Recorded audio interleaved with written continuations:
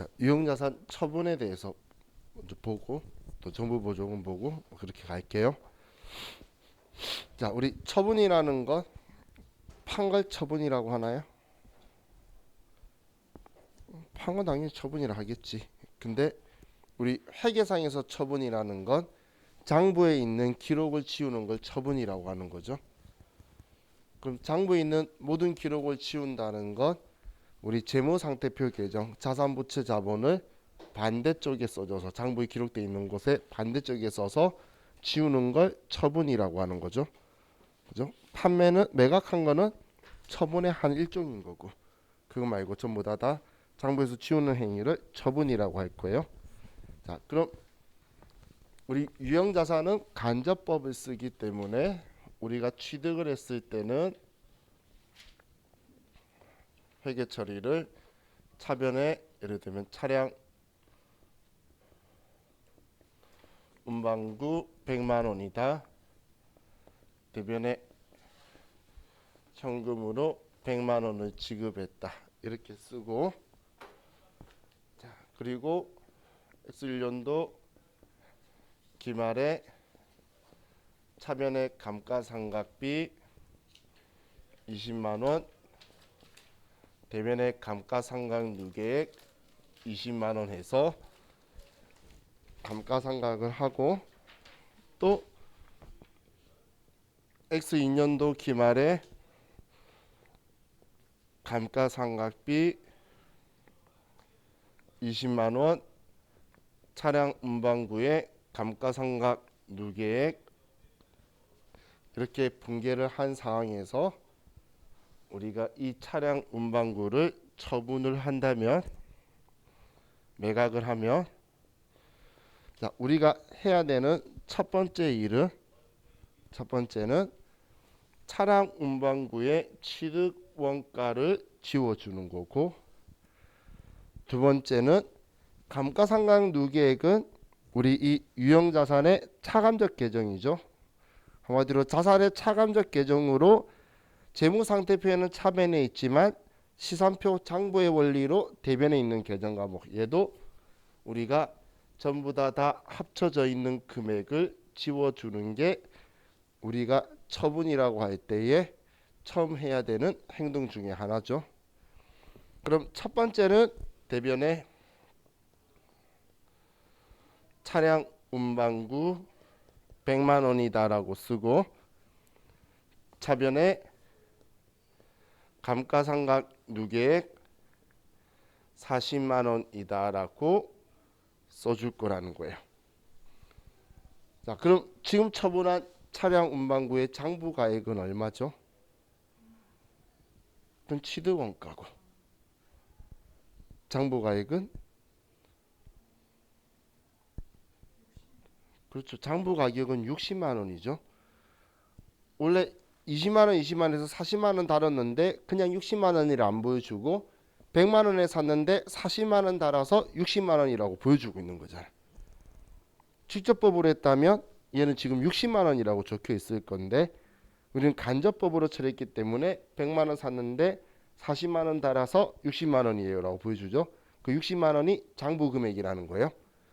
어제 우리 장부가액은 취득원가의 감가상각 누계 빼는 거라 그랬잖아요. 그죠?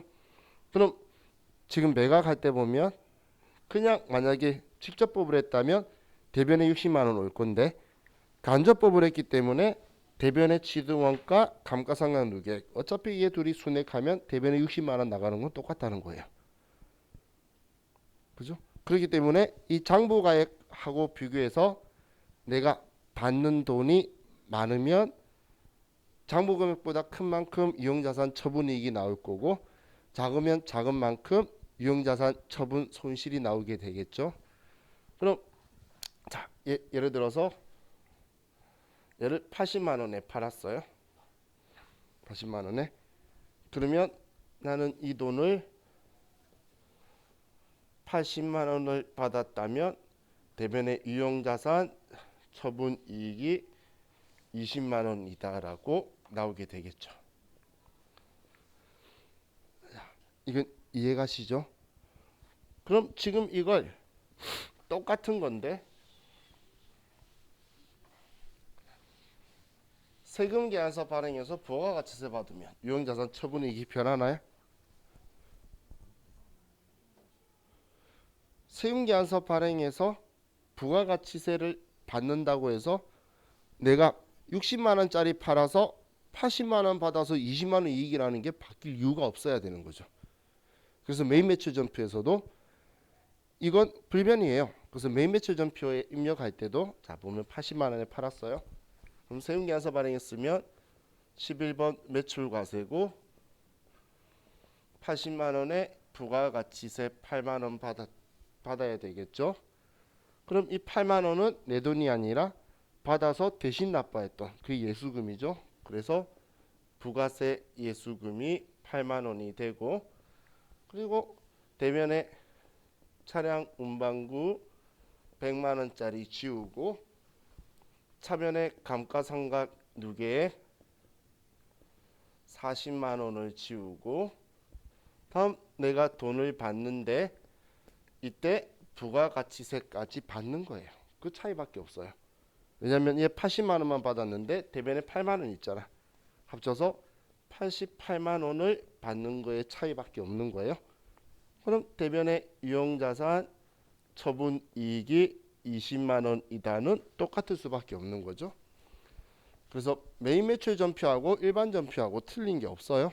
근데 우리 메인 매출 전표는 80만 원에 팔았다면 일단 대변에 제품 매출 80만 원 적혀 있으니까 그걸 얘로 바꿔주는 거 1번, 취득원가 쓰는 거 2번, 그리고 감가상각 누계액 3번, 그리고 네 번째 내가 돈을 부가가치세까지 받는 걸 쓰고, 그리고 나서 이익이다 손해다라고 하는데, 그 전에 봤을 때도 내가 88만 원이지만 8만 원은 받아서 세무서에 낼 거니까 80만 원이죠.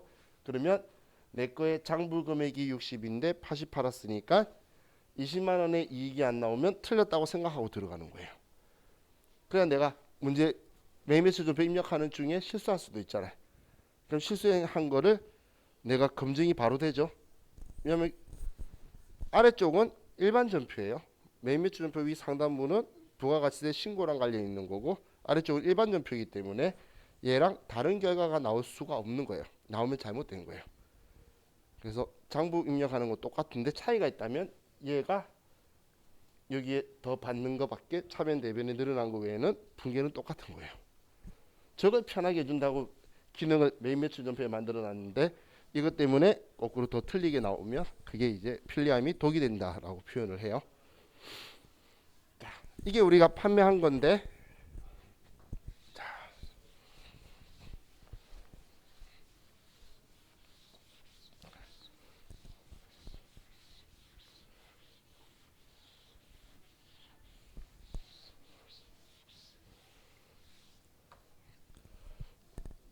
우리가 예를 들어서 건물이 있는데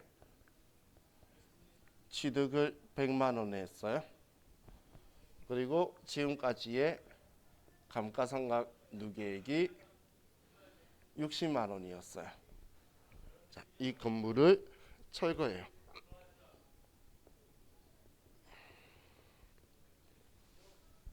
자, 그럼 자, 이 건물의 장부 금액은 얼마죠? 40만 원이죠. 그럼 난 40만 원이라고 장부에 적혀 있던 건물을 지금 철거한다는 건 없애버린다는 거예요. 그 생각이 우리는 딱 들면 전표 입력에 결론은 난 거예요. 자, 그럼 지금 철거한다는 건 감가상각 누계액이 있다는 건 얘는 사용 중이던 건물을 철거한다는 거죠. 사용 중이던 건물을 철거한다는 거예요. 자, 사용 중이던 건물을 철거하면 건물이 없어지죠. 없어지면 장부에 건물에 대한 흔적을 지우는 것, 처분이 여기서 이것도 처분이라는 거예요. 그럼 대변에 건물 취득 원가 100만 원을 쓰고 차변에 건물의 감가상각 누계액 60만 원 쓰고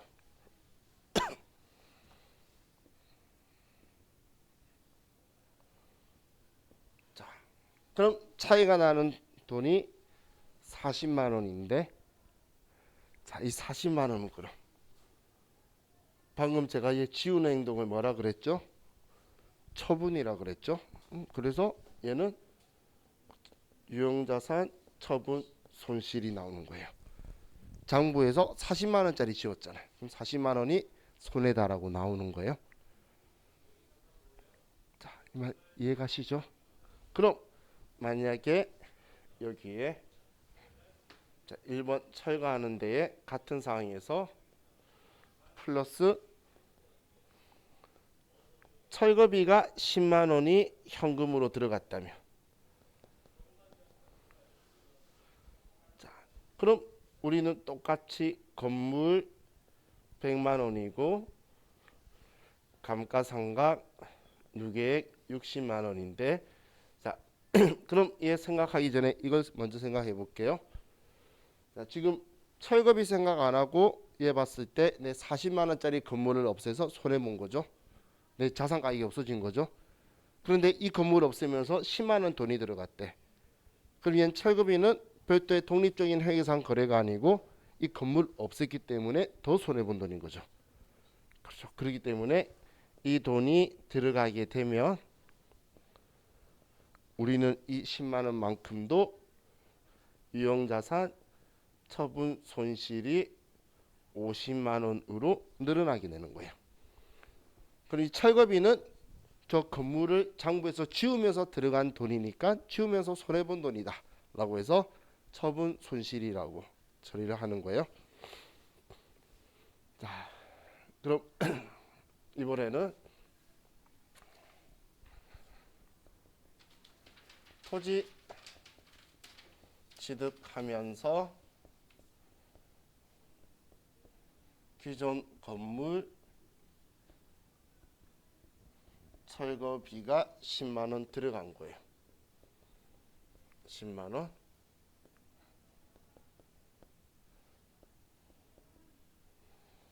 자, 그럼 이것 가지고 보면, 자, 이번엔 사용 중이던 건물이 아니고 토지 취득하면서 거기에 있던 건물을 쓸모가 없어서 지워버린 거예요. 지운 땅에 철거해버린 거예요. 그럼 일단 철거비가 현금으로 10만 원이 나가고, 자, 그럼 이 철거비는 뭐라고 써야 되죠? 이거 왜 철거했어? 그렇죠. 땅 쓸 수 있도록 만들기 위해 들어간 거잖아. 그럼 토지의, 그렇죠, 취득 시점 이전에 들어간 거죠. 취득 시점이 영업 활동에 사용 가능한 장소나 상태에 도달하는 시점. 이 땅에 우리 건물, 공장 건물이든 보사 건물 짓기 전까지, 지을 수 있는 상태가 되기 전까지 들어간 모든 부대 비용은 원가에 포함하니까 여기에 우리가 공장 건물 지으려고 기존에 있던 건물 철거하는 거예요. 그래서 땅 쓸 수 있게 하는 거니까 토지 10만 원이다 이렇게 되겠죠. 그럼 이거 세금계약서 받으면 어떻게 되죠? 세금계약서 받으면 안 받아요. 아주 현명한 방법이지만 철거회사가 과세사업자잖아. 과세사업자는 사는 사람하고는 상관없어요. 무조건 지가 공작 그 부담하면 안 되는 사업자면 자기가 알아서 공제받고, 부담해야 되는 사람이면 물리고 끝나는 거예요. 철거회사는 과세사업자라서 무조건 10만 원 받을 건데, 내가 만약에 11만 원을 줬죠. 그럼 이 매입세액 공제되나요? 차변을 뭐라고 썼어? 토지라고 썼잖아. 토지라고 쓴 게 우린 자산으로 처리한 게 자본적 지출이에요. 우리 토지의 자본적 지출 관련 불공지 사유에 들어가기 때문에 토지가 11만 원이 되겠죠. 만약 세금계산서를 받았다면 54 불공이고 그렇게 처리될 거라는 거예요. 자, 우리 철거비 혹은 토지 집안 평탄화 비용 아니면 중개수수료, 토지 취득 법무사 비용 전부 다 토지로 처리하니까 세금계산서 받으면 전부 다 54원 불공이에요. 매매 추정표에서는 차별에다 토지라고 쓸 거잖아. 그게 토지의 자본적 지출 관련이에요. 자, 그럼 이번엔 철거를 이야기를 했고,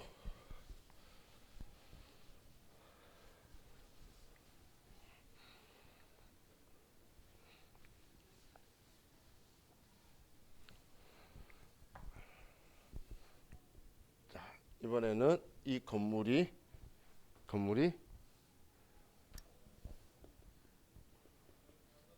화재로 소실되다. 불타서 얘가 없어진 거예요. 지금 이 위에 있는 이 건물이 불타서 없어졌다.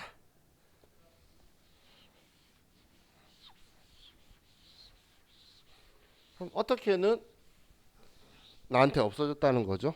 없어지면 지워야지. 그럼 대변의 건물 100만 원, 차변의 감가상각 누계 건물 거 60만 원. 자, 그럼 이제 이 건물이 없어졌는데 우리는 이렇게 불타 없어진 걸 재해라고 하죠. 그래서 40만 원을 우린 재해 손실이라는 계정 과목을 쓰게 될 거예요. 재 손실이다. 자, 그럼 여기에서 우리가 하나 생각해 볼게. 자, 이 경우에 이 계정 과목이 보험에 미가입되어 있으면 재 손실이라는 계정 과목을 쓰면 이거 하나만 쓸 수 있는데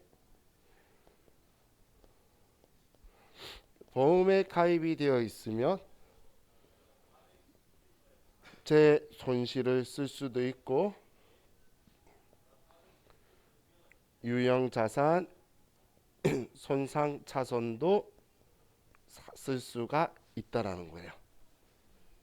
그럼 자, 보험에 가입돼 있으면 두 가지 쓸 수 있네요. 그럼 우리 두 개 외울 필요 있을까요? 일단 우리 시험의 특징은 두 개 중 아무거나 써도 되면 뭐 쓰라고 알려주잖아. 그럼 둘 다 공통으로 쓸 수 있는 재 손실 기억해 놓고 얘 쓰라 그러면 얘 쓰면 돼요. 그래서 그냥 재 놨으면 이 재 손실은 보험에 가입 유무나 건물이나 재고자산 상관없이 우리가 화재, 홍수 이런 걸로 해서 자산이 없어지면 그 자산의 손실가액만큼 우리는 재 손실이라고 처리를 하면 되겠죠. 어차피 영업의 비용이에요. 그럼 우리 이걸로 해서 자 이제 봉급 수령 통지를 받아요. 자, 그럼 자, 이 건물을 가지고 보험금 60만 원이 들어오겠다고 통지를 받은 거예요. 자, 이익인가요? 보험금 60만 원 주겠대. 이 건물 얼마짜리였죠? 건물이 100만 원짜리였다고? 장부가액이 얼마짜리였죠? 자, 근데 보험금 60만 원 준대요. 이익인가요? 아니, 이익이라는 생각을 안 하시면 매우 훌륭한 거고 이익이라고 생각하면 그런 생각 하지 말라는 거예요. 왜냐하면 자, 우리 보험금 수령 통지를 받으면 사실 차변에 돈을 받거나 아니면 아직 못 받았거나 둘 중 하나인데 통지 받았을 때가 수익 인식 시점이기 때문에 회계 처리를 해야 돼요. 통지 받은 이 시점이 수익 인식 시점이라서 이때 회계 처리할 계정 과목이 대변에 보험금 수익이라는 계정 과목이에요. 예를 들어 60만 원 준다면 이 60만 원을 쓰고 근데 오늘 통지만 받았고 돈이 들어온 거 아니면 일반적인 상거래 아니니까 미수금이다 60만 원 A라는 거래처 이렇게 적어 둘 거예요. 자, 그럼 방금 제가 20만 원이라는 생각을 하지 말라고 한 이유가 이 문제 나오는 시점에서 불타 없어졌던 건물에 대한 정보를 계속 줄 거예요. 그런데 옛날 사람들은 여기를 재 손실이라 안 쓰고 미결산이라 썼어요. 그랬다가 보험금 들어올 때에 미결산 40만 원 지우고 60만 원 받는다 그러면 보험 차익으로 20만 원을 처리하는 회계 처리를 하던 시절이 있었어요. 옛날에는. 그런데 회계 기준이 이야기한 거예요. 너네 지금 뭐 관리하고 있니? 영업활동도 아닌데 뭔 그 금액을 관리하고 있어. 어차피 얘 영업의 비용이고 얘 영업의 수익이고 별로 의미도 크지 않고 들어가면 이익은 똑같은 건데 왜 걔가 얼마 이익인지 계산하고 있니? 쓸데없는 짓 하지 말라는 거예요. 그래서 하지 말래요. 그럼 방금처럼 20만 원 이익이라는 건 어떨 때 내냐면 현실성은 없는 이야기인데 전산 세무일급에 딱 한 번 나온 적 있어요. 불타 없어진 날 그날 지우죠. 그날 보험금 받으면 그러면 그날 얘 둘이 분기가 어차피 합쳐지니까 바로 보험 차익 20만 원 내는 건데 없어진 날 없어진 것대로 별도의 사건 보험금 받는 거는 보험금 받는 걸로 별도의 사건이니까 이 두 개를 연관 짓지 말라는 거예요. 근데 이 문제가 나오는데 이 이야기하는 거는 여러분한테 한정 빠뜨리려고 하는 거니까 지금 보험금 타는 문제인데 시점인데 옛날에 건물 불탄 거 이야기하죠. 그럼 여러분은 보고 불탄 거 없애는 회계 처리했겠지. 그 생각하고 그건 그날 사건이고 이걸 얘 둘이는 별개의 사건으로 그냥 처리한다는 거예요. 그렇게 생각을 하시면 돼요.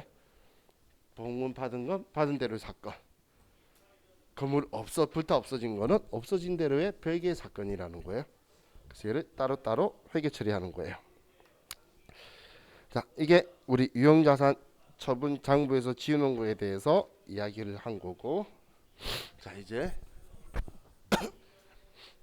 우리 정부보조금, 국고보조금 보도록 합시다.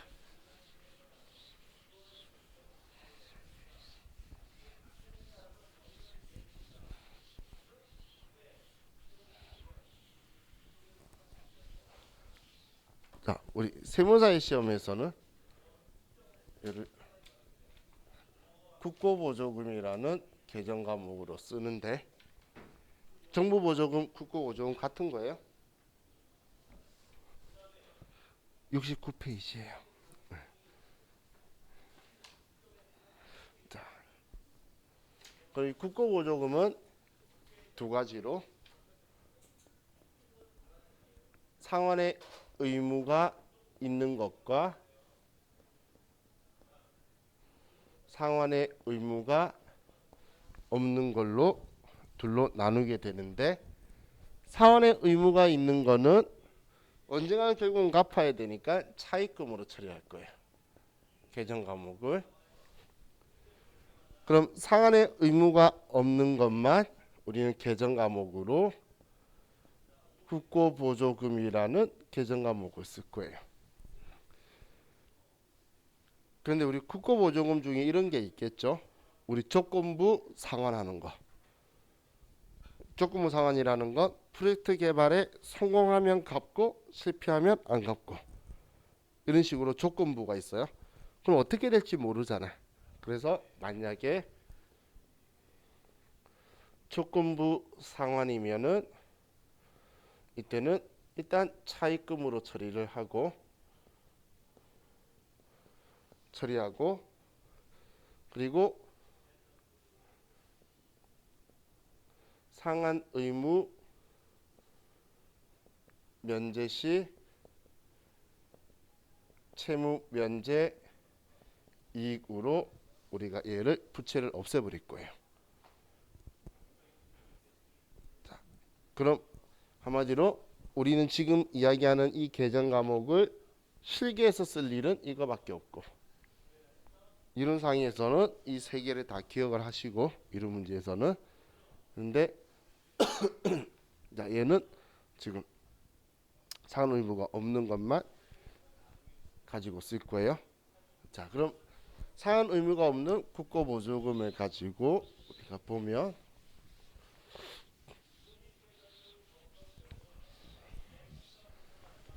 자 우리가 기계장치 500만 원짜리를 사기 위해서 200만 원의 국고보조금을 보통 예금으로 수령했다고 볼게요.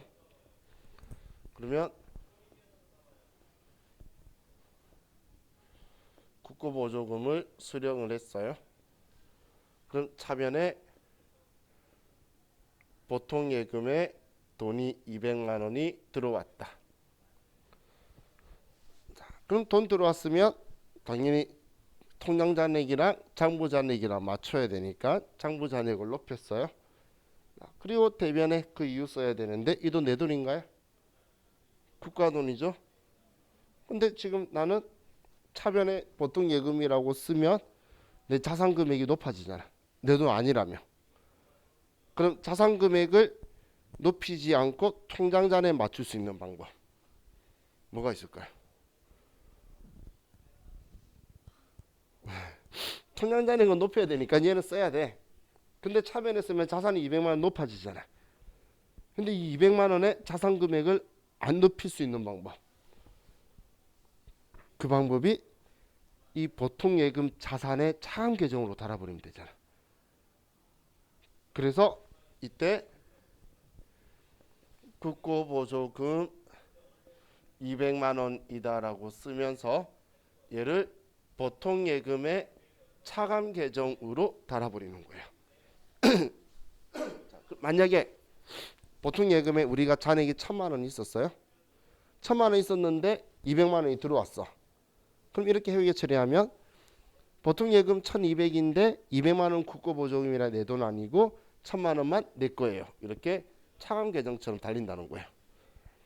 그럼 외부 이용자한테 자산의 금액을 200만 원 안 올리면서도 통장 잔액을 똑같이 200만 원 높여서 맞출 수 있는 방법이 되는 거죠. 자, 이렇게 하면서 이제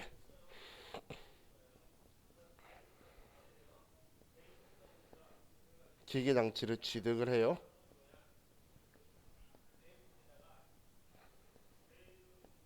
자, 국고보조금을 사용하는 거예요.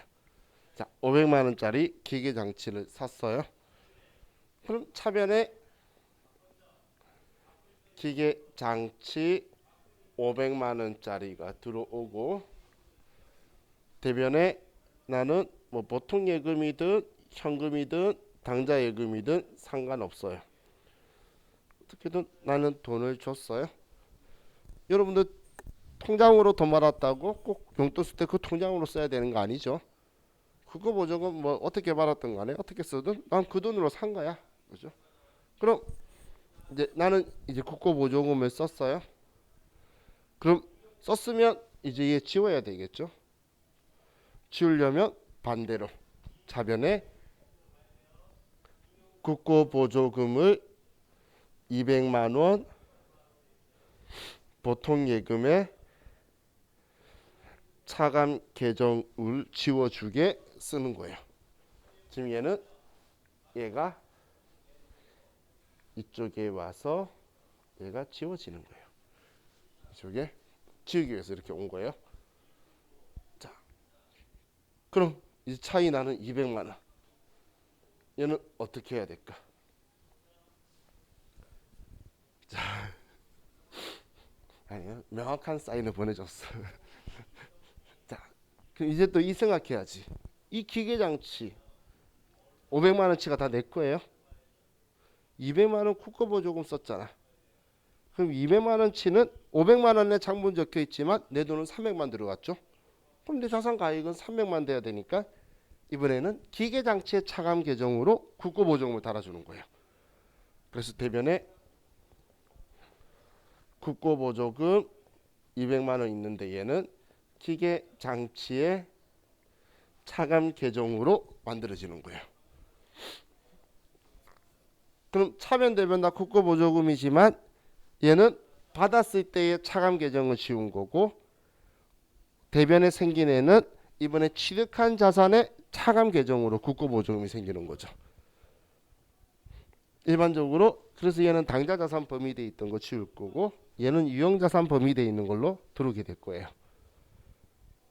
왜냐면 걔네들 범위 안에서 차감 계정이 같이 달도록 되어 있으니까. 그죠? 책에 이해가시죠? 그럼 차감 계정이니까 결론적으로 내 장부의 기계장치의 장부 가격은 취득했을 때 얼마죠? 그렇죠. 300이죠. 장부 가액이라는 건 차감 계정이 있으면 차감 계정 같이 손해고로 만들어서 줄이고 가산 계정이 있으면 더해주는 게 장부 금액이에요. 장부에서 그 금액을 보여주고 싶은데 다른 거 더 많이 보여주려고 한가의 금액을 더해주는 게 붙이거나 줄여주기 붙이는 거예요. 그럼 장부에서 정확하게 알려주는 마지막 장부 금액은 걔를 순액으로 만드는 거니까. 그럼 지금 얘는 기계장치 차감 계정이죠. 왜 300의 장부 금액이냐면 내 돈이 300밖에 안 들어갔거든. 내 돈만 장부 금액인 거예요. 이해가셨죠? 자, 그럼 이거 가지고 밑에 쓰면 안 보이겠죠?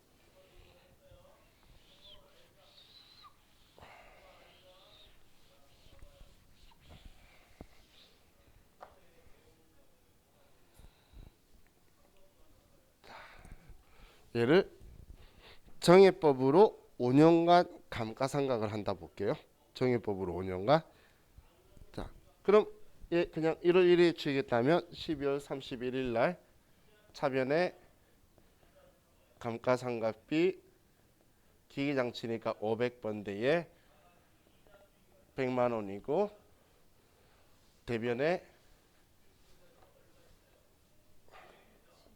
감가상각 누계액 100만 원이고 기기장치의 짝지. 자, 이렇게 됐어요. 자, 그런데 지금 우리가 부담한 돈은 얼마라 그랬죠? 300이었잖아. 그럼 200은 우리 거 아닌데 우리가 자산의 유출이라고 비용 처리하면 되나요? 당연히 안 돼요. 우리 거가 나갔을 때 자산 유출되었을 때 비용 처리하는 게 감가상각비라 그랬잖아. 지금 우리 건 300밖에 안 들어갔어요. 그럼 40%는 내 거 아니란 이야기죠. 그러면 감가상각비를 취소시켜주면 되겠죠.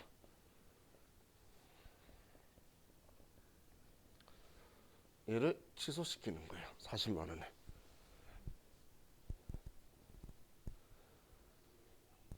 그럼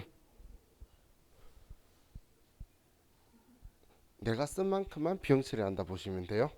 그럼 차변에 또 모자란 이 40만 원은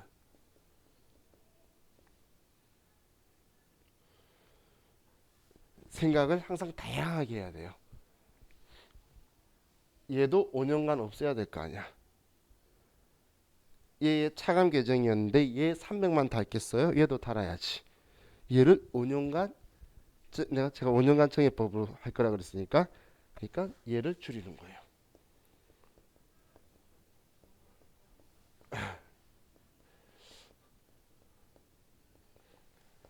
이렇게 줄여질 거예요. 자, 우리 이거 가지고 한번 생각을 해볼게요. 그럼 우리가 실질적으로 감가상각비 인식한 건 얼마죠? 우리 회사가 60만 원만 인식을 했죠. 100만 원 썼다가 40만 원 취소시켰잖아요. 이해가셨나요? 자, 그럼 이거 가지고 보면 감가상각 누계액이 5년 지나면 5번 지나면 500만 원이겠죠. 그죠? 그래서 얘가 지워지는 거겠죠. 얘 가치가 전부 다 사라지죠. 500인데 장부에는 얘 500 그대로 둘 거니까 얘는 손 안 대잖아. 그러면 얘 500이 될 거고 또 우리가 비용 처리한 게 300인데 5년이면 300만 원 감가상각비로 인식하죠. 그죠? 또 국고보조금이 200만 원 기계장치에 차감 계정을 있었는데 얘도 5년간 하면 200만 원으로 얘를 다 지우게 되죠. 그렇게 해서 5년 뒤에 되면 얘의 흔적이 싹 사라지고 그냥 기계장치 500, 감가상각 누계액 500만 남겨놓고 다 사라질 거예요. 그럼 얘를 폐기하면 그때 그 기록마저 둘 다 차변되면 500인 걸 뒤집어서 없애버릴 거라는 거예요. 자, 그럼 이 분계를 가지고 자, 여러분들이 그래도 매일매출 전표 한 번씩 나와요. 세무사의 시험은 이렇게 한 방에 시킬 거고, 근데 얘가 매일매출 전표고, 얘는 저산 때 그렇게 많이 나온 것 같지는 않은데 몇 번은 있었어요. 그럼 원래 얘들이 상기해서 60만 원 써도 정답이고 이렇게 100만 원, 40만 원 써도 여러분 편한 대로 하면 되는데 저는 일단 답안지에 나와 있는 그림대로 나오면 제일 마음 편하죠. 그래서 국고보조금 받은 거면 신경 쓰지 말고 일단 이 분계부터 해요. 그냥 국고보조금 없이 감가상각비를 구하고 그리고 나서 국고보조금의 비율만큼 얘를 취소해 주는 거예요. 얘가 지금 40%가 국고보조금이잖아요. 그래서 이거의 40%를 취소해 주기 위해서 이쪽으로 보낸 거예요. 얘를. 그리고 그만큼 얘가 국고보조금이다라고 그냥 생각하고 쓰면 얘를 줄여주는 게 자연스럽게 될 거니까 여러분은 우리가 부담한 게 아닌 국고보조금을 생각해서 내려가는 방식이다라고 보시면 돼요. 자, 또 이런 문제 나왔을 때 얘 빨리 푸는 방법. 자, 이렇게 생각 한번 하고 나면 기계장치의 장부가액은 얼마일까요?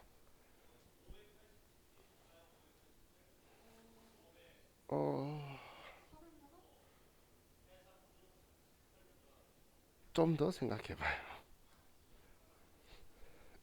자, 일단 좀 더 생각하라는 것. 자, 보세요. 사왔을 때 감가상각 한 번도 안 했을 때 사왔을 때 기계장치의 장부가액은 얼마예요? 근데 어떻게 400이 될 수 있어? 너무 세게 깎았다. 자, 너무 찍지를 말고. 그렇지, 그렇지. 그래서 답이 240이 되겠죠. 60만 원만큼 감가상각 됐잖아. 우리가 인식한 만큼 이만큼만 장부 금액이 줄 거예요. 우리는 그렇게 5년만 내려갈 거거든.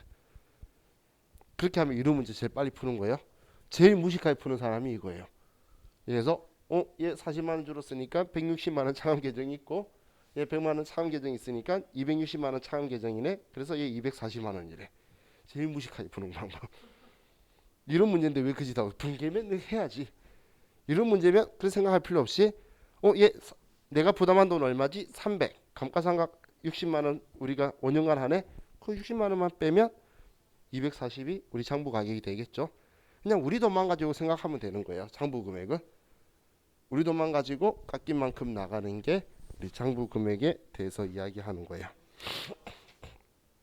자, 우리 정부보조금은 여기까지 보고 우리 다음 페이지 70페이지에 가면 정부보조금을 이연 자산 차감 형태로 하는 거하고 이연 수익 인식하는 거 적혀 있는데 우리한테 전혀 필요 없는 거예요. 70페이지 위에 예제에 보시면 이거에 대해서 우리가 이연 자산으로 우리 이연 수익으로 인식하는 경우는 전혀 필요 없는 거니까 신경 쓰실 필요 없어요. 자, 그래서 양가로 7번에 유용자산의 무상 취득 및 교환을 볼게요. 자, 그럼 질문. 우리 이종자산 교환, 동종자산 교환 생각나시나요? 그래요? 영어라도 생각났으면 됐어요. 기억나시나요? 그런 말?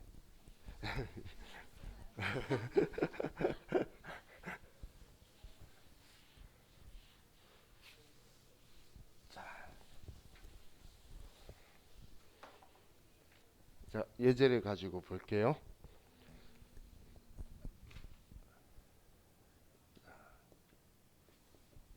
취득을 100만 원에 하고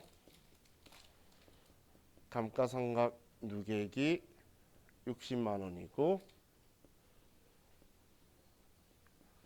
공정가액이 50만 원이 A 자산하고 똑같이 취득은 120만 원이고 감가상각 누계액은 70만 원이고 공정가액이 60만 원인 B라는 자산을 우리가 이 두 개를 서로 교환하는 거예요. 그럼 우리 A 자산을 우리의 당사 자산이라고 생각을 해볼게요. A라는 자산을. 자, 그럼 우리는 유사한 업종에서 업종끼리 유사한 용도로 사용하는 자산을 교환하는 걸 우리는 동종자산 교환이라고 하고 전혀 성격이 상이한 성격의 자산을 교환하는 걸 우리는 이종자산 교환이라고 하는 거예요. 우리 이종격투기 이런 것 때문에 서로 성격이 다른 것끼리 서로 하는 스포츠 이런 거죠. 자,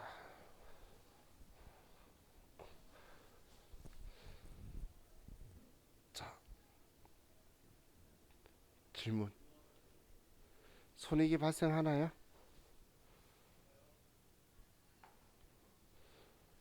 손익이 발생하나요?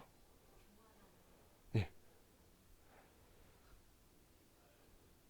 예, 손익이 발생하나요? 안 하고.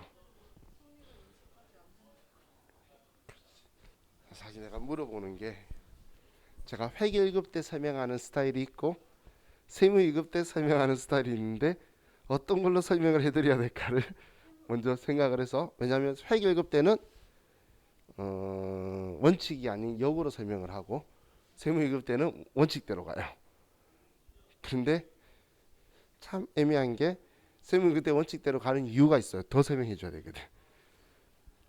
근데 일단 우리는 그래도 회계 1급 공부를 했었으니까 자, 동종자산 교환은 유사한 업종에서 유사한 용도로 쓰는 거기 때문에 얘는 그냥 회계상의 거래로 인식을 안 할 거예요.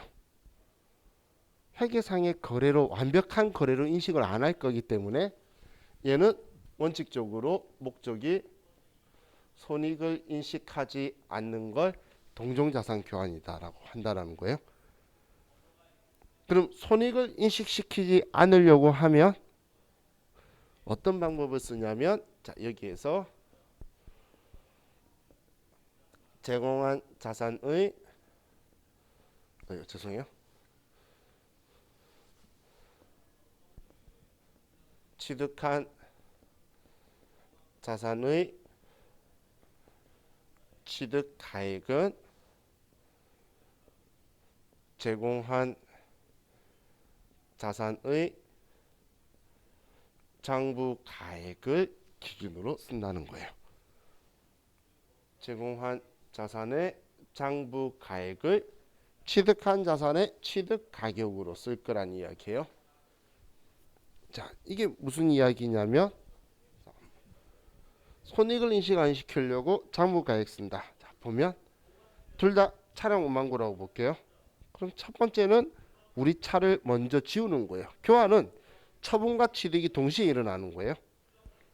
그럼 대변에 우리의 차량 운반구를 지우는데 우리 거 지우는 건 당연히 취득원가 지우고 그리고 차변에 감가상각 누계 금액 60만 원을 지워주고 자 그럼 이제 우리 거 지우는 처분이 끝났죠. 다음 취득할 거예요. 이번에 자동차로 받았어요. 그럼 지금 얘가 이거잖아. 취득한 자산의 취득가액은 제공한 자산은 우리 거죠. 제공한 건 우리 거잖아. 그럼 우리 거에 장부가액 쓴대. 얘 장부가액이 얼마죠? 40만 원이잖아. 그래서 얘를 40만 원으로 써서 손익을 안 일으킬 거라는 거예요. 70만 원이었으면 감가상각이 장부가액은 30이었겠지. 80이었으면 20이고 손익이 발생하지 않겠죠. 이렇게 손익이 발생하지 않도록 한 것. 그럼 이런 거예요.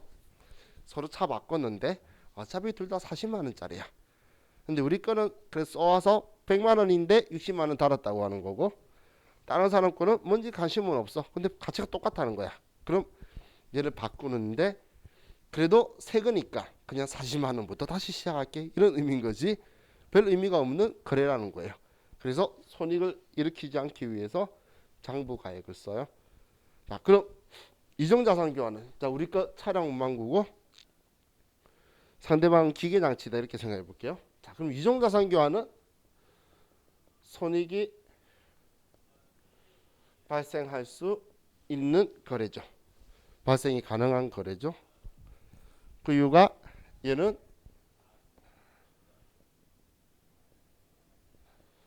취득한 자산의 취득가액은 제공한 자산의 공정가액을 쓰게 되는 거예요. 제공한 자산의 공정가액을 써요. 자, 그럼 이번에도 제공한 자산의 공정가격. 그럼 우리가 자동차 우리 건 상대방에게 넘겨요. 차량 운반구 100만 원. 차변에 감가상각 누계액 60만 원. 자, 그리고 이번에 기계 장치를 봤는데, 자, 이 기계 장치의 금액에 대해서 취득한 자산의 취득 가격은 제공한 자산의 공정가액이래. 제공한 건 우리 거죠. 우리 거의 공정가액 50만 원이니까 얘는 50만 원이라고 쓰고, 그럼 얘들이 차이 나는 10만 원은 유용자산 처분이익 10만 원이다 이렇게 써줄 거라는 거예요. 자, 일단 단순하게 봤을 때 공정가액과 장부가액이 일치할 확률은 얼마나 될까요?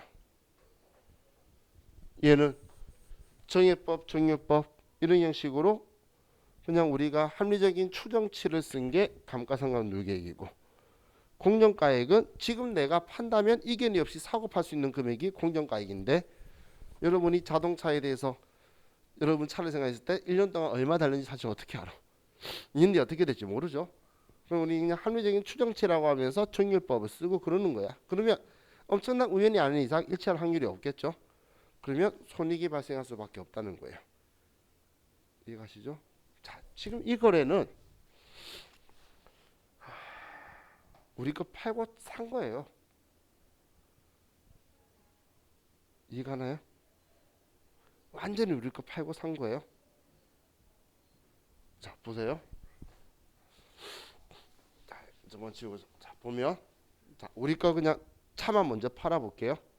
현금 받고 대변에 차량 운반구 100만 원이고 감가상각 누계액 60만 원이고 현금 받아요. 예, 그럼 우리 거 팔면 얼마 받죠? 받을 수 있죠? 왜 방금 말했잖아. 공정가액이 우리 거 팔면 받을 수 있는 돈이라고. 시장에서 다른 사람들하고 우리가 내 걸 서로 파는 사람과 사는 사람이 이견이 없이 우리가 팔 수 있는 금액이 공정가액이라 그랬잖아. 방금 40은 장부 금액이고 내 장부에 감가상각한 추정치고. 그럼 나는 지금 50만 원을 받고 유용자산 처분이익 10만 원이 이렇게 나오게 되겠죠. 자, 우리 거 팔아서 50만 원 받을 수 있다는 거예요. 공정가액은 지금 우리 거 팔면 받을 수 있는 돈이에요. 그럼 난 이 돈 가지고 기계가 필요해서 이 돈을 주고 50만 원을 주고 차변에 기계 장치를 사는 거예요. 이 돈을 이제 주고 이쪽으로 주고 산 거예요. 그게 이분계예요. 한마디로 돈 받고 이 애한테 돈 주면서 내 너 기계 살게 하고 준 거를 한 방에 합친 거예요. 그러니까 내 자동차를 줘도 걔가 그걸로 돈을 따로 주거나 받지 않고 나한테 기계를 줬다는 건 그 기계가 50만 원짜리니까 나랑 바꿔준 거지. 지금 50만 원 받고 팔아서 이 50만 원 주고 기계 장치 산 거예요. 얘들이 상계하면은 이 분계랑 같은 분계죠. 기계 장치에 대한 정보가 띄인가요? 응? 그게 무슨 소리야? 기계 장치에 대한 정보가 응. 저기 적어놓으신 기계예요? 안 그래도 이야기 하려고 그랬어요. 얘는 기계 장치의 정보인데 상대방 건데 장부가 우리한테는 필요 없어요. 상대방 장부 정보를 우리한테 왜 써? 이건 얘 일기인데 본인 일기 썼는데 다른 사람 일기 보고 필요한 게 뭐 있어? 우리는 우리 장부에는 내가 돈 주거나 받은 거 그 정보 없으면 공정가액 쓰는 거지. 딴 사람이 얼마에 썼다라는 건 우리 나중에 무상취득이 뭐든 전부 다 필요 없어요. 다른 사람 장부가 나오고 무슨 상관이야? 공정거액이 60만 원.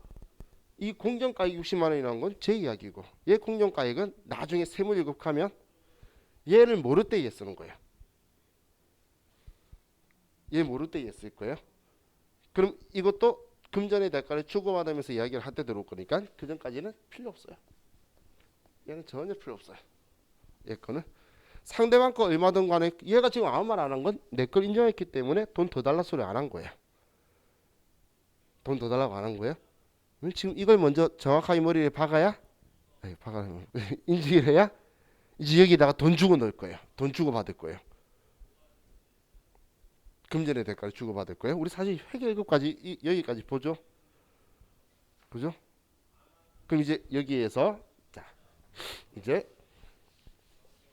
자 보세요. 이번에 금전 자 금전의 대가가 우리가 현금으로 20만 원을 지급했다 할까요? 지급했어요. 지급했어요. 우리가 이제 금전의 대가가 추가되는 거예요. 그럼 우리가 지금 이거부터 볼게요. 이종자산 교환에서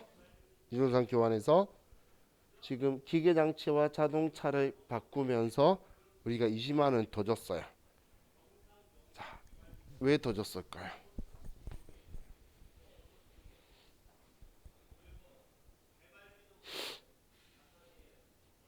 자, 유형자산 처분이익 10만 원 그대로일까요?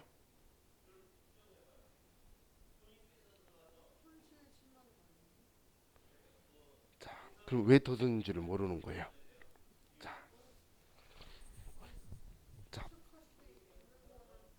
봐요. 지금 우리가 준 자동차가 얼마짜리죠? 50만 원짜리죠. 그런데 돈을 20만 원 더 줬대. 왜 더 줬을까? 이 기계가 70만 원짜리니까 더 줬겠지. 그렇지. 더 비싸니까 당연히 우리가 돈 더 줬겠지. 50만 원 가치를 하면 돈을 더 줄 필요가 없잖아. 이해가시나요? 자, 그 생각을 할 수 있어야 돼요. 그 생각 못하면 얘는 바로 틀리는 거예요. 자, 이렇게 될 거라는 거예요. 대변에 우리가 차량 운반구 100만 원, 감가상각 누계액 60만 원.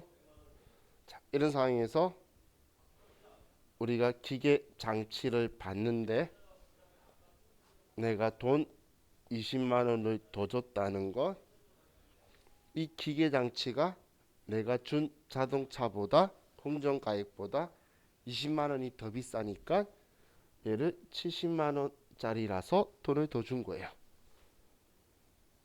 이 말 이해가시나요? 분계를 쪼개서 생각하시면 돼요. 우리 거 팔면 얼마 받았죠? 50만 원. 그럼 50만 원 주고 사는데 20 더 줬으니까 70 줬잖아. 70 줬으면 기계 장치가 70짜리겠지. 생각해야지. 이해가시죠?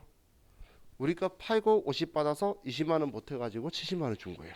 그럼 기계 장치 70만 원 돼야 되겠죠? 그러면 유형자산 처분이익 10만 원은 똑같죠. 이거 왜 똑같죠? 우리 거 팔았을 때 분계 두 개 합친 거라니까. 아직도 그 생각을 못 하는 거죠. 이게 안 되시는 분은 우리 거만 이렇게 팔고 그리고 나서 그 돈 가지고 주면서 빼고 주거나 더하고 주면서 두 분계 합치셔야 돼요. 우리 거 팔면 유형자산 처분이익이 10만 원 나왔잖아. 지금 이 분계 두 개를 지금 합쳐서 한다는 걸 생각을 하셔야 돼요. 우리 거 팔면 차량 운반구 100만 원, 감가상각 누계 60만 원에 내가 돈 받으면 50만 원 받아서 유형자산 처분이익이 10만 원 된다. 얘가 기본 베이스예요. 그런데 이 50만 원에다가 플러스 20만 원 해서 지금 대변에 현금으로 70만 원을 준 거예요. 70만 원 주고 기계 장치 70만 원짜리를 받은 거예요. 지금 이게 돈을 더 얹어준 이유라는 거예요. 그럼 지금 얘가 지금 얘 합친 거잖아. 그럼 왜 얘가 있는데요? 라고 말하면 안 되지. 우리 거 팔면 무조건 받을 거니까. 이건 장부가액과 공정가액의 차이는 무조건 나오는 거라는 거예요. 무조건. 만약 돈을 거꾸로 받았으면 나는 돈 50만 원 받았는데 예를 들어서 10만 원을 내가 받았다면 난 40만 원만 준 거죠. 40만 원만 준 거라는 건 기회장치가 40만 원짜리라는 거예요. 그래서 우리가 금전의 대가를 주고받는 거는 공정 가치보다 비싸면 더 준 거고 싸면 돌려받는 거예요. 지금 이 금액을 가지고 생각하시면 돼요. 지금 얘가 지금 취득원가잖아요. 지금 얘 취득원가 이야기하는 거죠. 그럼 우리가 준 건 50만 원짜리 공정가액짜리를 주고 그리고 돈을 더 줬다 받았다고 생각하는 거예요. 자, 이게 우리 이종자산 교환이에요. 자, 그럼 이종자산 교환에서 금전의 대가가 있을 때는 이거 하나밖에 없어서 좋은데, 자, 동종자산 교환에서는 이 금전의 대가가 중요한 경우와 중요하지 않는 경우로 두 가지로 나눠져요. 똑같이 20만 원이다라고 봤을 때, 자, 이 동종자산 교환에서는 첫 번째 금전의 대가가 중요하지 않는 경우에는 이때는 동종자산 교환으로 보고, 두 번째 금전의 대가가 중요한 경우에는 이종자산 교환이 되는 거예요. 그래서 금전의 대가가 중요하다 중요하지 않다를 금전의 대가가 유의적이다 유의적이지 않다 이런 표현을 쓸 건데, 자, 그럼 뭐 똑같이 현금 20만 원을 더 줬다고 보면, 자, 동종자산 교환이니까, 자, 금전의 대가가 중요하지 않는 경우는 동종자산 교환 본대요. 대변에 차량 운반구 100만 원, 차변에 차량 운반구의 감가상각 누계액 60만 원. 그리고 우리는 동종이니까 차량 운반구를 받는데 현금으로 20만 원을 더 줬대요. 그러면 얘는 내 장부 금액보다 20만 원이 더 큰 거니까 얘는 가져간 거예요. 그래서 60만 원이다. 근데 동종자산 교환을 쓰면 손익을 발생 안 시킬 거예요. 그러면 자동으로 60이 되죠. 그죠? 동종자산 교환으로 보면 손익 발생 안 시킬 거라 그랬잖아요. 그렇기 때문에 저렇게 될 거라는 거예요. 지금 어떻게든 금전의 대가를 주고받는 거는 장부가액에 더하고 쟤는 공정가액에 더하는 거예요. 더하고 빼는 거예요. 차이는 없어요. 그죠? 그런데 금전의 대가가 중요하다라는 건 가치 차이가 확실히 난다는 거야. 그 가치 차이가 약 20% 이상 차이가 나면 금전의 대가가 유의적이다 이런 표현을 써요.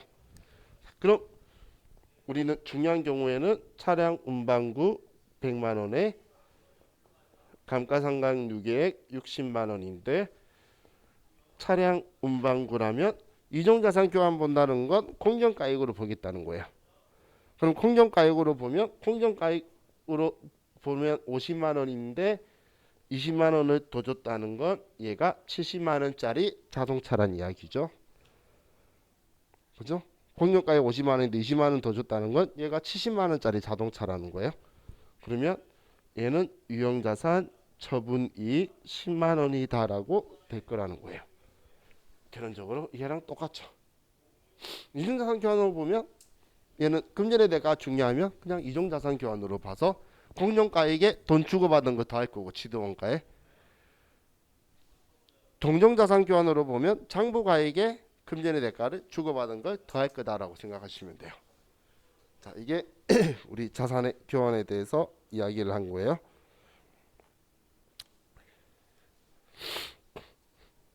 자, 다음 71페이지의 재평가에 대해서 봅시다.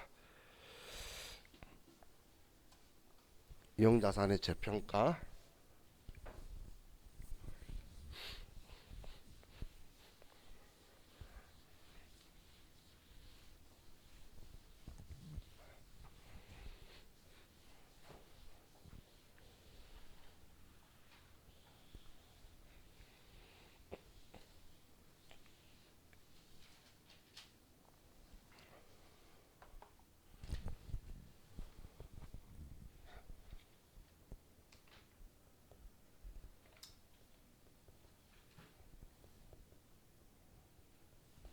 자, 유형자산을 평가하는 방법은 두 가지가 있어요. 원가 모형과 재평가 모형. 자, 이렇게 두 가지가 있는데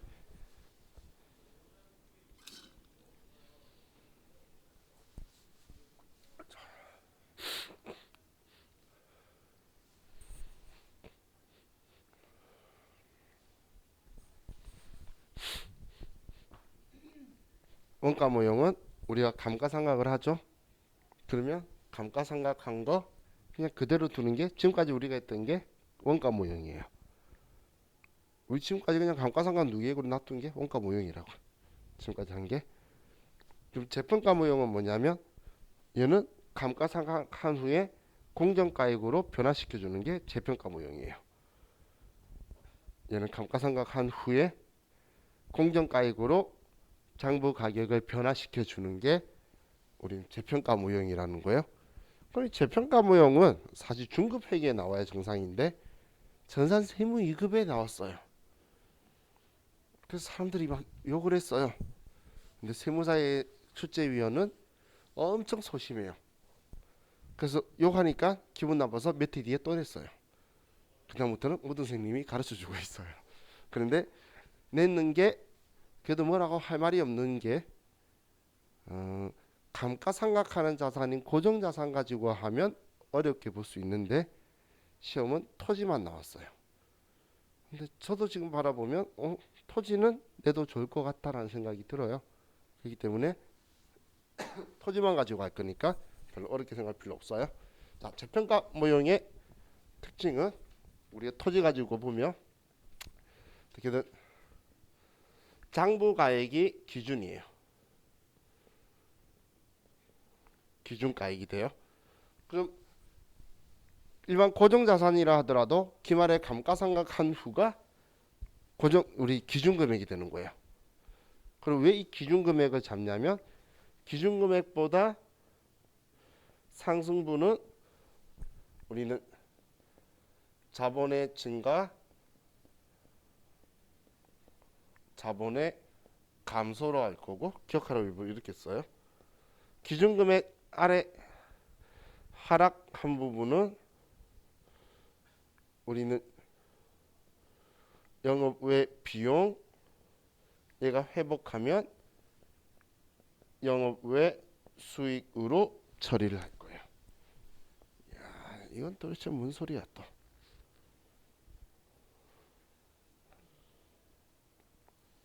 자, 혹시 우리 이런 글자 본 적 있나요?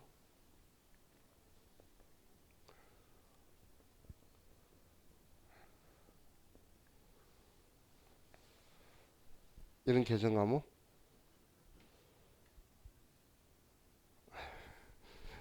일단 흔들고 보는 것 같아. 이거 우리 자본할 때 기타 포괄 손익 누계액에서 매도 가능 주권 평가 손익, 재평가 잉여금, 그리고 해외사업 환산 손익, 파생상품 위험 회피, 우리 손익 뭐 이런 것들 있죠. 그게 재평가 잉여금 있잖아. 그 평가 미실현 보유 손익 모아주는 거, 그죠? 그거예요. 예, 얘가 지금 이 자본에 쓰겠다는 거예요. 계정 과목 이름 재평가 차익이라는 대로. 자, 이제 분계를 보여드릴게요.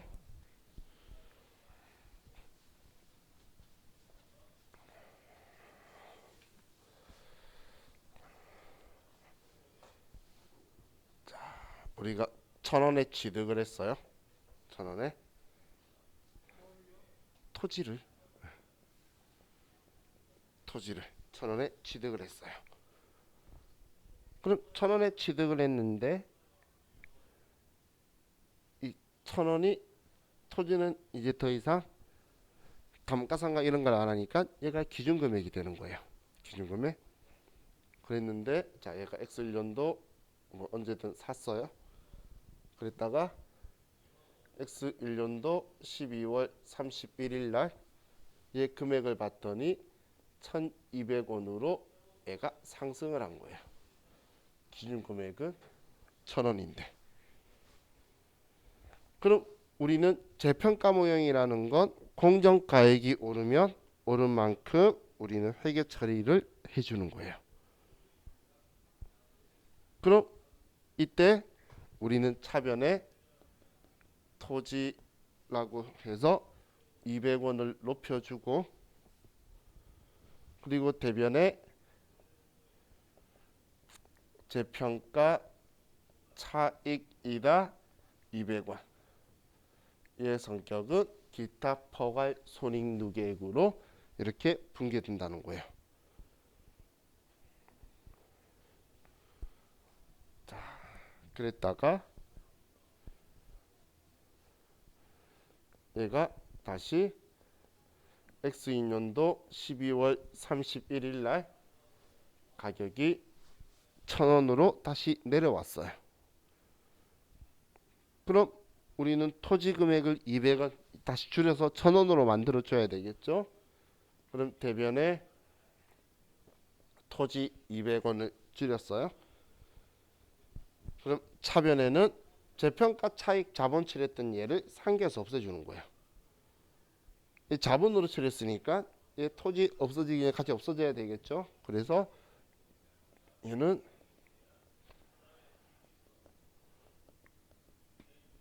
재평가 차익 200원에서 자본의 감소로 하는 거예요. 얘는 증가고. 이해했나요?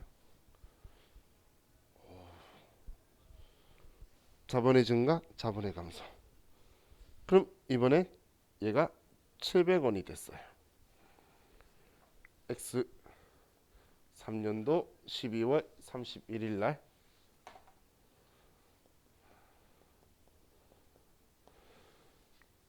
내려갔어요. 그러면 토지 300원을 줄여줘야겠죠. 그럼 차변에 쓰는 건 1,000원보다 아래쪽이죠. 그러면 이때는 차변에 재평가 그렇죠 손실이다라고 해서 영업 외 비용을 쓸 거라는 거예요. 손실인 거 어떻게 알았어요? 대단하신 거예요. 이걸 정확하게 아시는 거야. 자, 그럼 이제 얘가 가격을 회복했어요. 1,000원으로 다시 올랐다고 볼게요. X 4년도 12월 31일 날 1,000원으로 다시 올랐으면 다시 300원 높여줘야 되겠죠. 차변에 토지 300원 높이고 대변에 재평가 이익이다 300원. 얘는 영업 외 수익으로 처리할 거라는 거예요. 자, 지금 이렇게 쓴 거에 대한 기준점이 뭐냐면 취득원가 기준금액이라고 그랬죠. 1,000원. 1,000원 위에서는 자본의 증가, 자본의 감소. 기준금액이라 말한 1,000원 아래서는 영업 외 비용, 영업 외 수익으로 해서 움직일 거라는 거예요. 자, 일단 이 말 이해가시나요? 자, 우리 시험에서 얘 한번 나왔어요. 오르고 내린 거 한 번 계산 때 이게 전부 다예요. 그러니까 어렵다고 말할 수는 없는데 자 이해갔어요? 그럼 우리 한 번만 더 볼까요?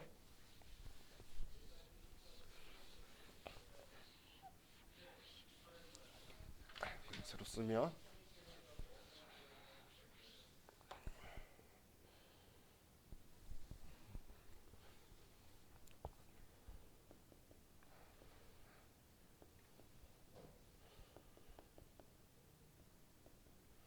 X년도 12월 31일 날 이렇게 금액이 200원 오르면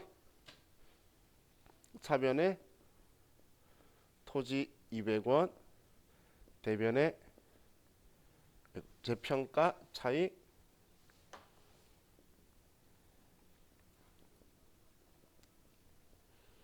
200원으로 이렇게 처리하겠죠.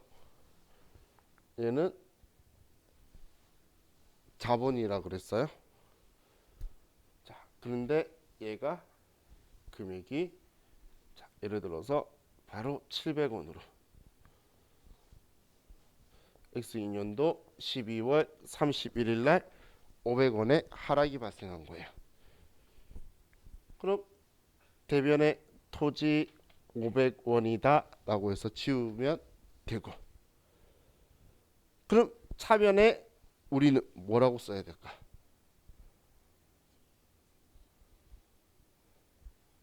자, 얘가 기준금액이라고 그랬죠. 여기까지는 그렇죠. 재평가 차익 200원을 감소시켜주고, 여기서부터 여기까지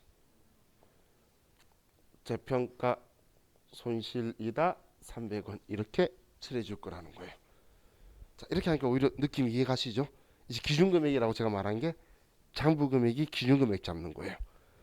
그래서 여기 위에서는 자본의 증가, 자본의 감소만 하고 온 거고, 여기 아래서는 영업의 비용, 영업의 수익만 인식하는 거예요. 그럼 더 올라가도 이만큼은 영업의 수익, 넘어간 건 재평가 차익. 계정 과목은 컴퓨터의 재평가라고 치면 세 개밖에 없어요. 재평가 차익, 재평가 이익, 재평가 손실. 재평가 차손이라는 계정 과목은 없는 거예요. 그럼 이 기준금액이라는 그 제가 표현한 그 기준의 의미 이해가시죠? 맞죠? 이렇게 나오면 진짜 어렵게 나온 거고, 맞추면 여러분 이상하게 볼 거예요.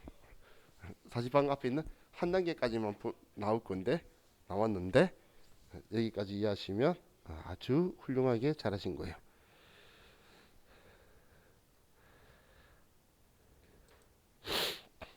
자,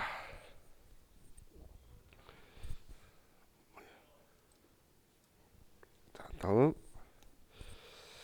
이제 71페이지 아래에 유형자산의 손상이라고 좀 볼게요. 자, 우리 그 유형자산과 보지 마세요. 이 책 적어놓은 유형자산은 오바예요, 오바. 자, 혹시 우리 지금 대학교 다니시는 분 없죠? 대학교 다니시는 거 아니시죠? 아니 공부할 수도 있잖아. 그러면 저한테 개인적으로 질문하시면 제가 고정자산은 어떤 원리로 간다고 설명드릴게요. 딱 간단한 포인트 하나예요. 감가상각한 후에 재평가하는 거예요. 많은 사람들이 감가상각 안 하고 재평가해서 틀려요. 그게 나중에 세무사 시험에 나오면 무슨 차이가 있냐면, 이번 것만 말고 옛날부터 감가상각하고 평가하고 감가상각하고 평가하고 이걸 몇 번 타고 내려와야 되니까 사람들이 꼬이는 뿐인 거지, 그 말고는 없어요. 그래서 터지면 쉽다고 한 거예요. 감가상각 안 하잖아. 계속 장부금액은 하나니까 얘가 쉬운 거예요. 자, 그럼 이제 유형자산의 손상을 보면,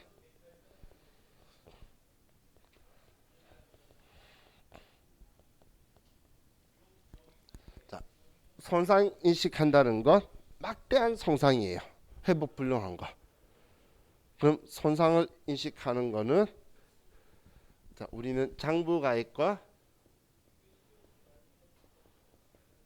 가액과 그리고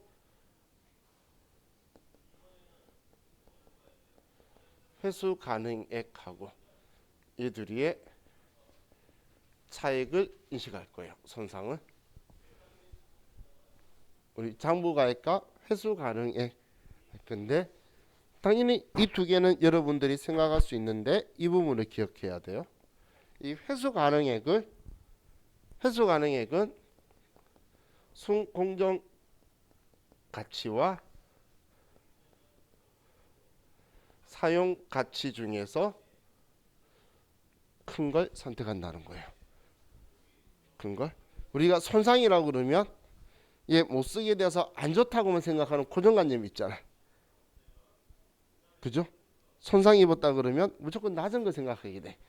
자, 예를 들면 장부 금액은 1000이에요. 그리고 순공정 가치는 500, 사용 가치는 600이래. 그러면 회수 가능액은 이것 중에 큰 거 600을 봐서 400을 인식할 거라는 거예요. 손상을. 어떤 말인지 이해가시나요? 400이라는 거. 그럼 400을 인식하는 이유가 얘 둘이 중 큰 게 600이니까 이거하고 이하고 둘이 차이가 된다는 이야기예요. 그럼 차변에 유형 자산, 손상 차손 400 이렇게 쓰고 대변에 손상 차손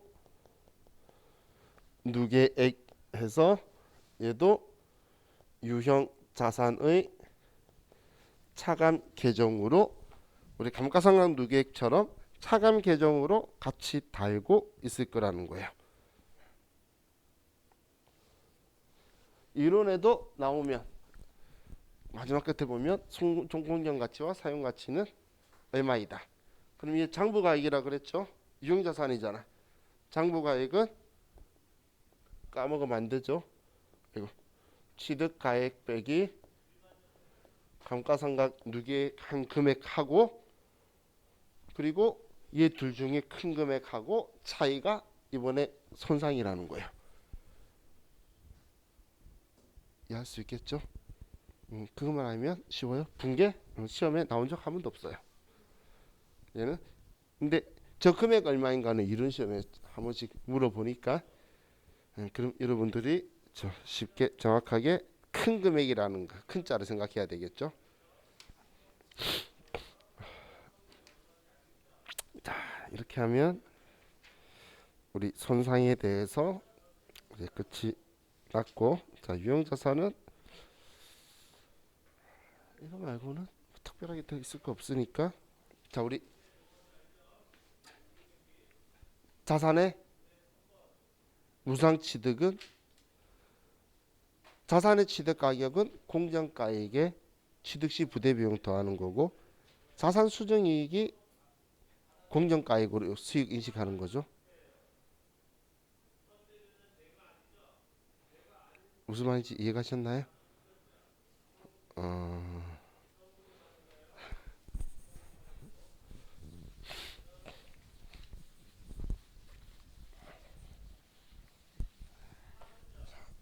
바로 예를 들면 대주주가 1억에 취득한 토지를 우리한테 무상 증여를 했어요. 그럼 이 토지의 공정가액은 2억이고 취득세가 800만 원, 취득세 800만 원은 현금 지급을 했어요. 자, 그럼 우리는 일단 토지라고 받았으면 차변에 토지라고 쓰고, 그죠? 근데 토지 가격을 줘야 되는데 우리는 특수한 계좌에게 무상으로 자산을 수증받은 걸 우리는 자산 수증 이익이다라고 하고, 그리고 취득세는 현금으로 800만 원을 준 거예요. 그럼 얘 취득원가 구성하는 건 공짜로 받은 자산 수증 이익은 얘는 공정가액으로 수익을 인식하는 거예요. 그럼 공정가액이면 2억이죠. 그럼 2억이면 제가 이야기한 거예요. 무상으로 취득한 유형자산은 공정가액 플러스 취득시 부대비용이 취득원가를 구성하고 있다는 거예요. 1억 800만 원이. 그럼 공정가액으로 인식한다가 아니고 공정가액에 취득시 부대비용을 더한 거고, 공정가액으로 정확하게만 인식하는 건 자산수정이익이라는 수익인식액이 공정가액인 거예요. 왜냐면 이 돈 우리가 냈으면 얘 취득했기 때문에 들어간 거니까 취득시 부대비용, 죄송해요, 산수 틀렸죠. 그 눈빛 때문에 알았어요. 자, 이야기죠. 그때는 놀란 눈빛 말고 혹시 산수라고 바로 이야기를 좀 해줘요. 알고 있었는데 가만히 있었지. 자, 아시겠죠? 그럼 이 대주주가 1억에 산 거 있죠? 제가 다른 사람 장부 거는 나한테 필요 없다 그랬잖아. 다른 사람 거는 내가 쓸 일이 절대 없어요. 다른 사람 거는. 그럼 그냥 이 2억 가지고 공정가액하고 그리고 취득시 부대 비용하고 이거 가지고 할 거라는 거예요.